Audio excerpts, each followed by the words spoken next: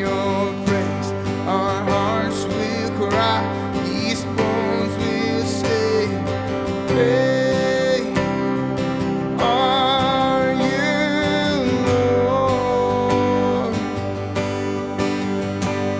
And all the earth will shout your praise. Our hearts will cry, these bones will sing. Great are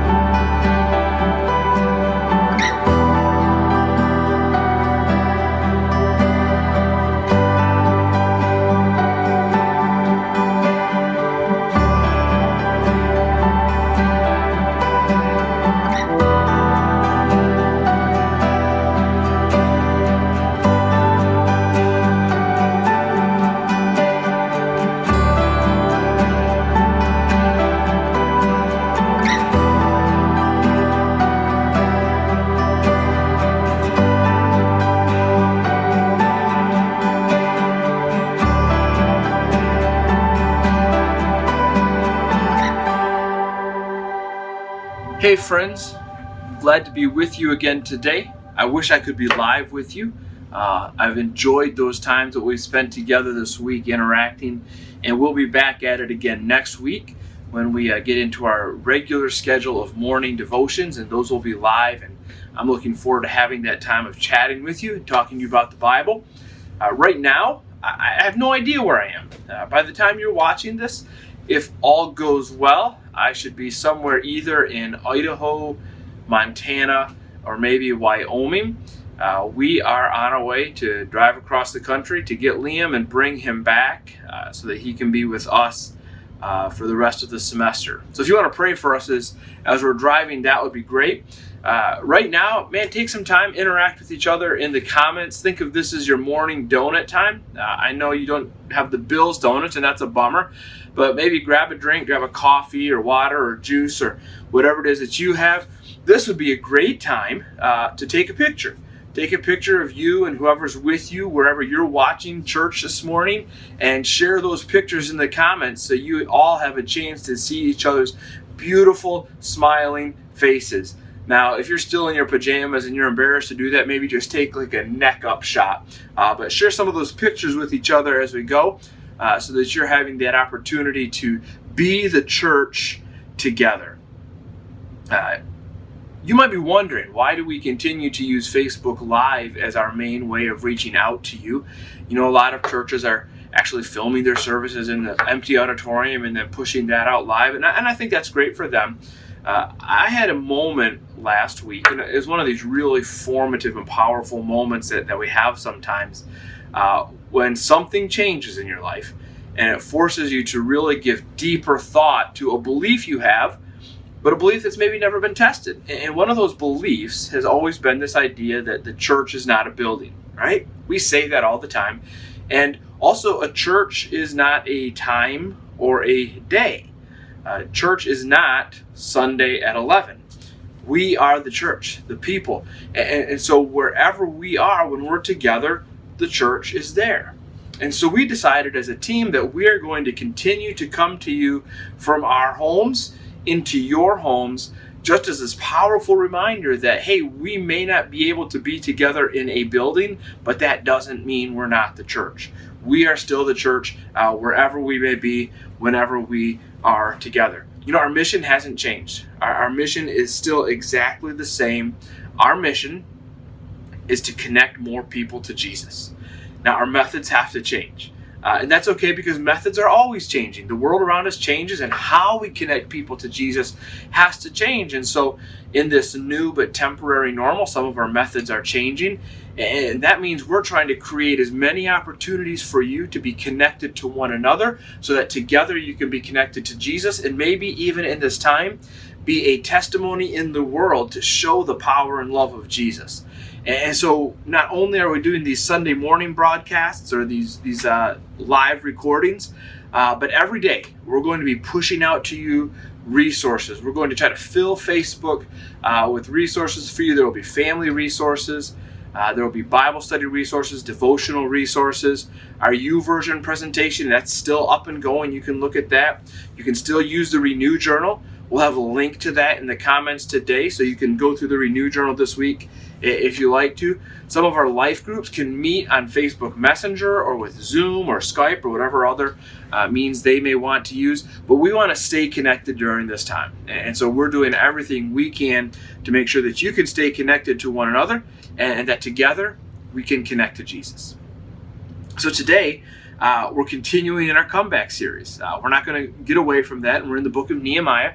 And remember, one of the big themes in this series is that God demonstrates his love to people by giving them second chances.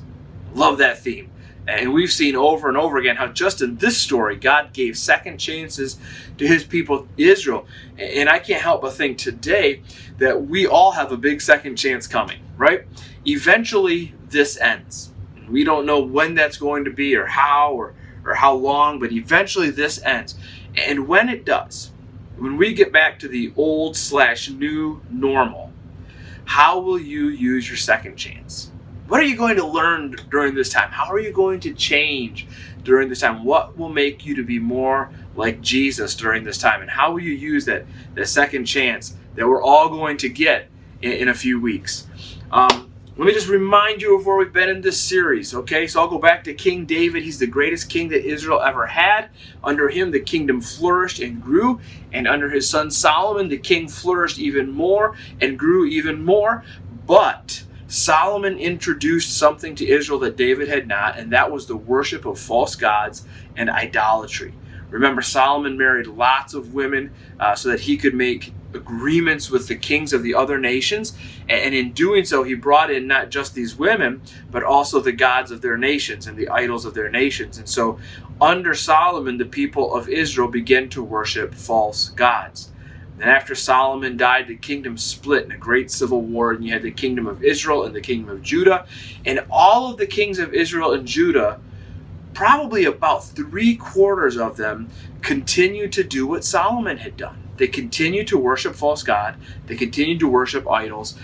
There were a few good ones, but for the most part, all of them made the same mistake as Solomon. And so eventually, God allowed his people to be conquered by other nations.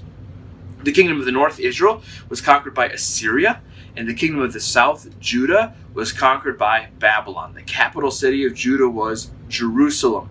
And so when Babylon came to Jerusalem, they tore down the walls, they destroyed the temple, they captured the people, and made all of them go back to Babylon and live there for 70 years until a new king from a new empire, Cyrus of Persia, declared that they could all go back. And so we've been studying those comebacks. First, we looked at the comeback of two guys named Zerubbabel and Joshua. They led the people back, and they rebuilt the altar, and they rebuilt the temple. And then there was a second group that came back, led by Ezra, and they rebuilt the people spiritually by recommitting to the law of God. And now for the last few weeks, we've talked about the comeback of a person named Nehemiah, who brought a group back, and their purpose was to rebuild the walls. So last week we saw that Nehemiah began this process of rebuilding the walls. And even though they faced opposition, and even though the task was really large, they didn't let that get in the way, and they began the process of rebuilding these walls. And so now we're going to pick up that story in Nehemiah chapter 4. And it begins by saying, hey, these two bad guys are back. Remember Sanballat and Tobiah? They were the enemies of Israel in chapter 2, and here they are again in chapter 4. Let me read to you from Nehemiah 4:1. It says, "Now when Sanballat heard that we were building the wall, he was angry and greatly enraged, and he jeered at the Jews. And he said in the presence of his brothers in the army of Samaria, 'What are these feeble Jews doing? Will they restore it for themselves? Will they sacrifice? Will they finish up in a day? Will they revive the stones out of the heaps of rubbish and burned ones at that?'" Basically, he's saying this job is too big for them. They don't have a chance. And then his friend Tobiah jumps in. Tobiah the Ammonite was beside him, and he said, "Yes, what they are building." This is one of those burns that doesn't make a lot of sense. He says, "If a fox goes up on it, he will break down their stone wall." I mean, what he's saying is their wall is so weak that just an animal climbing on it would tear it down. But you kind of listen to it and you say, maybe he could have come up with something a little more clever there. But maybe that shows us a little bit about who Tobiah was. So Sanballat and Tobiah show up. They're back at work. They're trying to stop the building of the walls. And so in verses 4 and 5, Nehemiah responds by praying. And that's always a great response, isn't it? Is that whenever something comes up that's out of our control, first response should be to pray. We talked about this last week and the week before, that prayer is never a bad response to a problem, right? And in fact, prayer is always the best first step towards a solution. And so Nehemiah prays. And then in verse 6, he responds by working. It says that he says to the people, "Let's get to work. We're not going to let this opposition stop us from doing what God has created us to do." So as we look at this, we're reminded, pray about what you can't control and work at what you can control. These are good words right now, because there is a lot going on that we can't control. And so if you have no control over it, pray about it. But if there's something that you can control, work at it. All right? So if you can't control it, pray about it. If you can control it, work at it. Well, Sanballat and Tobiah aren't happy. They don't like that Nehemiah has responded by continuing the work. And so it tells us that they plotted an attack to come and tear down the walls themselves, attack the builders, go on the offensive. You know, there are some people in your life that you're going to come across who are just determined to do the wrong thing.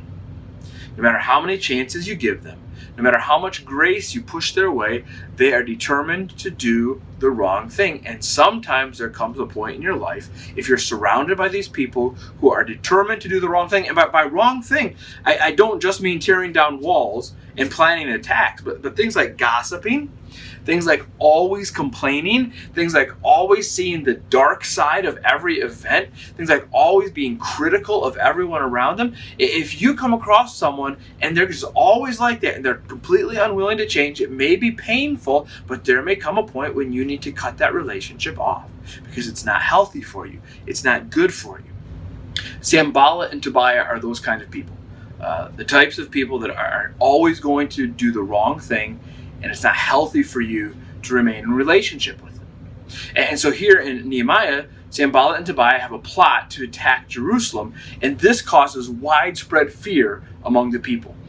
You can read Nehemiah 4:10 through 12 and see the response, but let me read you just verse 12. It says, "Then the Jews who lived near them came and told us 10 times over, wherever you turn, they will attack us." Now, you can legitimately say that the people in Jerusalem are freaking out.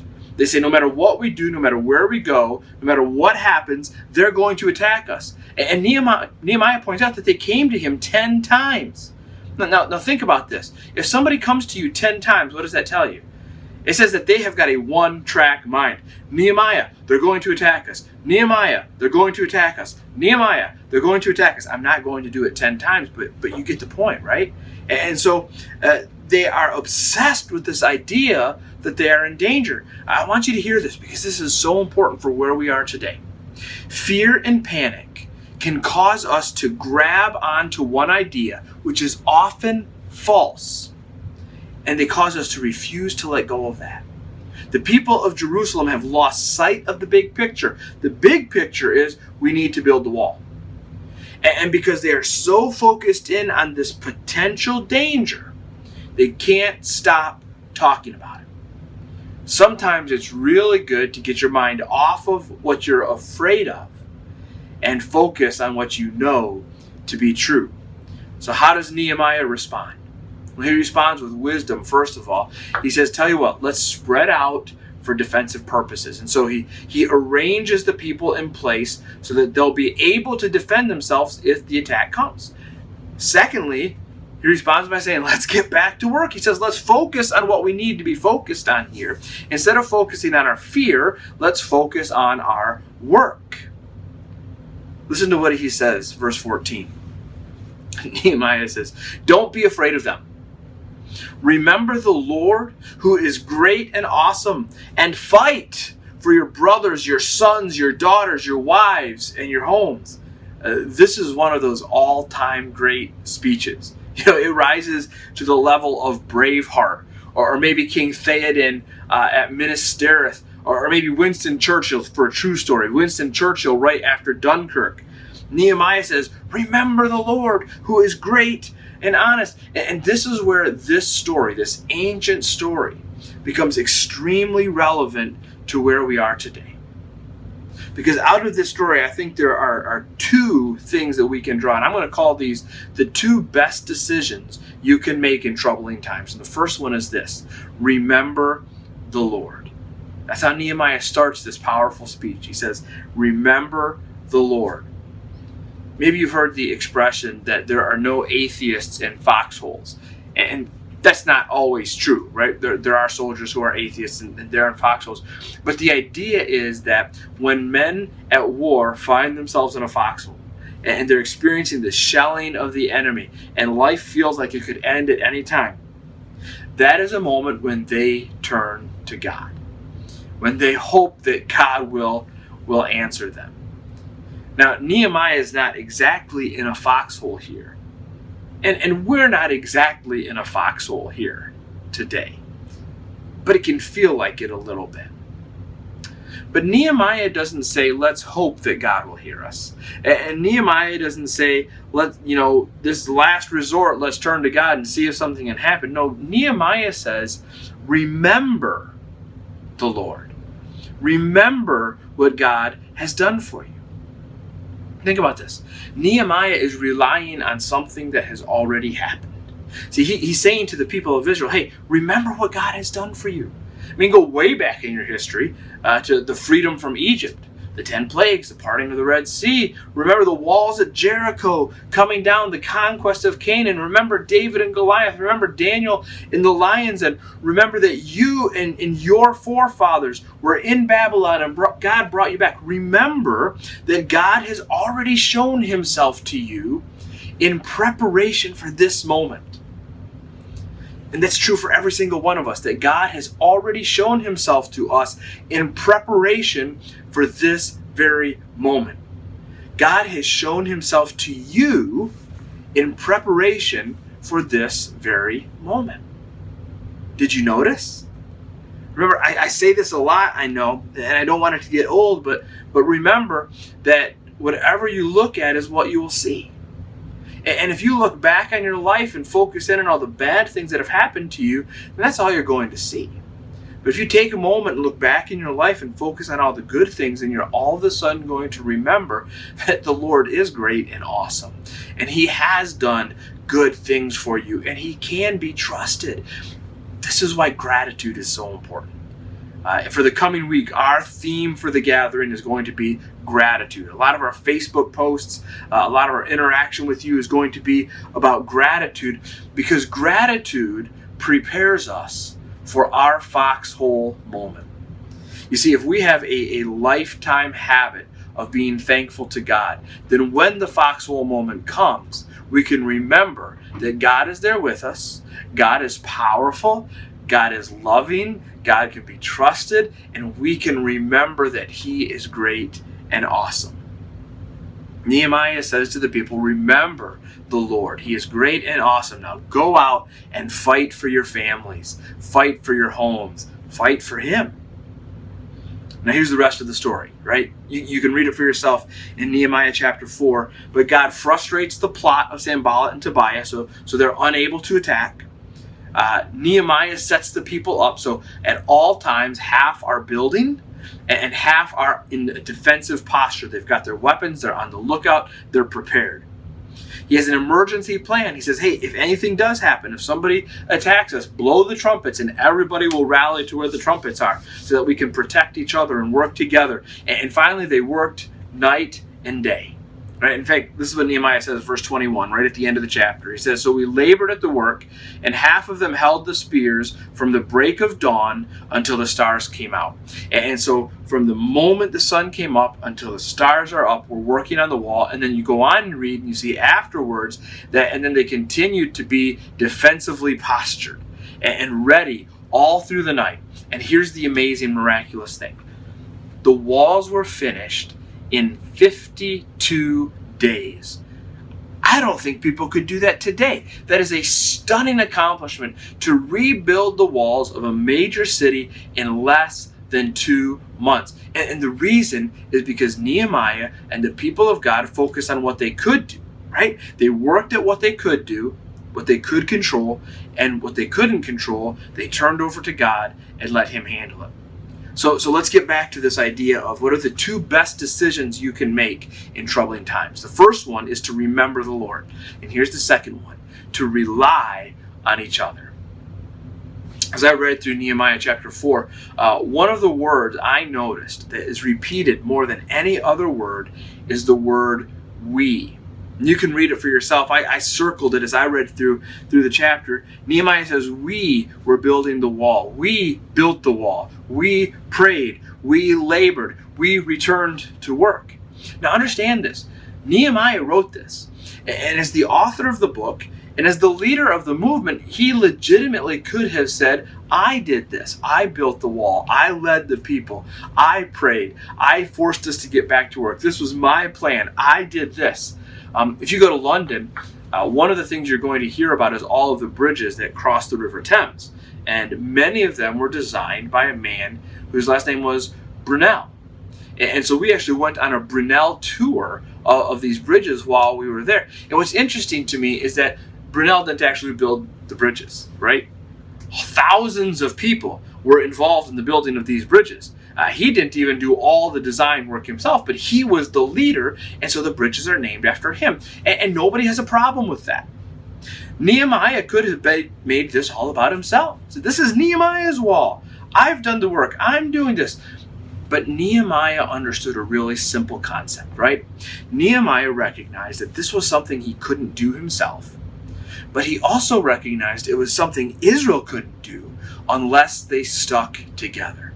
And so Nehemiah goes out of his way to tell us that this was a group effort, that people were connected to one another as they built these walls. And again, this is such a powerful lesson for us right now.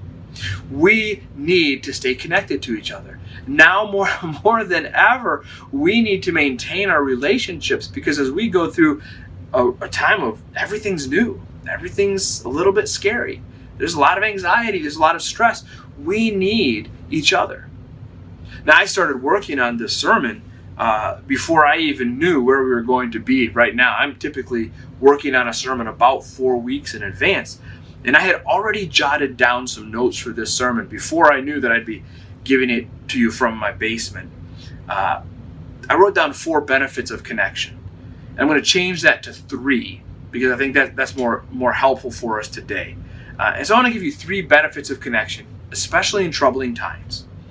And again, this is always our mission at the gathering, is to connect people to each other so that we can connect them to Jesus. Now, right now, our methods are a little bit different. But even though we're in this time of social distancing, we can still remain connected through Jesus. So here's 3 benefits of connection. Number 1, connection is a great place to find encouragement and support. Ecclesiastes says 2 are better than 1 because they have a good reward for their labor. If the one falls down, the other can help them up. And then it goes on to say, but a 3-strand cord cannot be broken. That connection is what strengthens us through encouragement. So now is a great time for us as a community to be encouraging one another. Right now in the comments, encourage one another. Make it your goal this week, every day, to send out 5 to 10 texts or emails or messages on Facebook Messenger simply to encourage people. When you come across a good Bible verse, share it with someone else and say, hey, this was an encouragement to me and I hope it can be to you as well. Connection brings encouragement. Connection also brings growth. You've heard the expression that iron sharpens iron. That comes from the Bible. It comes from Proverbs. And Proverbs also says, faithful are the wounds of a friend. You see, staying connected with others means they can invest in our growth. And as they invest in our growth, then we grow to be more like Jesus. I can't receive the benefit of other people's investments if I don't remain connected to them. So I must choose not to isolate myself. I must choose not to try to get through all of this on my own, but rather to rely on the people God has placed around me, whether it be in person or whether it be virtually, right? We can all help each other grow if we stay connected. Here's the 3rd benefit of connection. Connection is a powerful way to provide care and generosity. I want to get really practical here. Okay? Because right now, care and generosity looks different from our church than it normally does. But if we're going to stay connected to each other, we have to take care of each other. And so I know that some of you are struggling and you're not sure where your needs are going to come from. I want you to feel free to reach out to the church, reach out to your community. Let us know what troubles you're having. Some of you, God has blessed you. You've got enough, you've got plenty, you've got more than enough. And right now you're saying, how can I use what God has given me to bless others, to take care of others, to show generosity to them, just like God has shown generosity to me? So let me give you 2 ways you can do that. First of all, financially. All right. So if you give online at our church, you go to our regular website, we're now setting it up so that there are 2 giving options. All right. The first is just your regular general fund giving. Now we need to continue to do that if you can, because we still have bills to pay, even though we're not meeting in the building. But there's a second option, which is for our benevolent fund. And this is a fund that we're putting together simply to help one another. And so if you have a little extra and you've given to the general fund and you want to give a little more, consider giving a gift to this. This is a fund that's going to be managed strictly by our church board, and they will be the ones who decide how we distribute it, when we distribute it, what are the criteria. But it's a place for us as a church to give financially so that we can begin to meet needs in these difficult times. There's a second way, and this is more of a material generosity, a material care. Some of you may have extra non-perishable items. So it might be canned food or soup or toilet paper or paper towels or anything else that might be needed by others. And I want to encourage you, if you feel like you want to give some of that away, drive to the church and go around to the main doors behind the building and just leave it there at the doors. All right, we're not going to have anybody that manages this. That's a place where everything will stay dry because it's under a roof, but just leave it there at the doors. And here's what that means. If you need something, right, I want you to feel free to go to the church, go to those back doors, and if there's anything there that you can use, I want you to take it, and I don't want you to feel guilty about it. It is there for you. All right, so if you have extra, leave it there.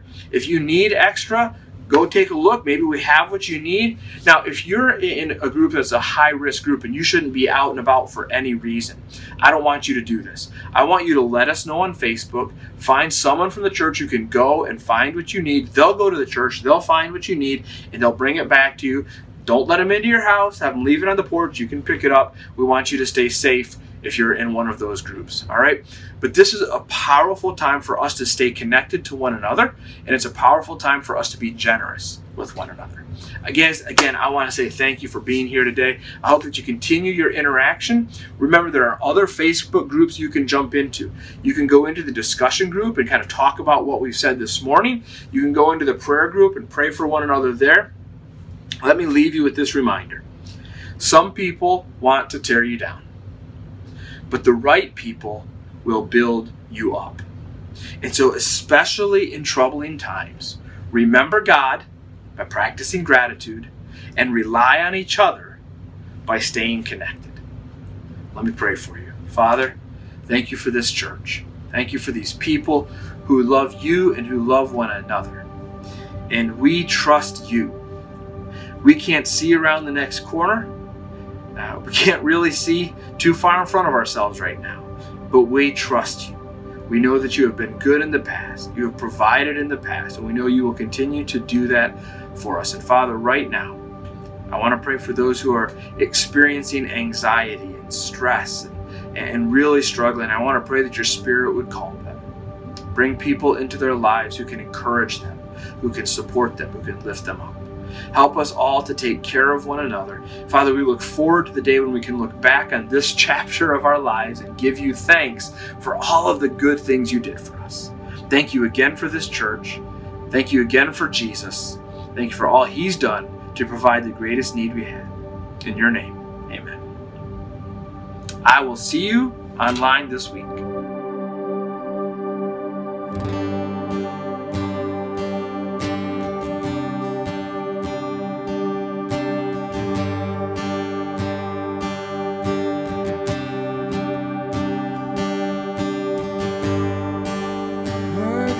Every song we could ever sing, worthy of all the praise we could ever bring.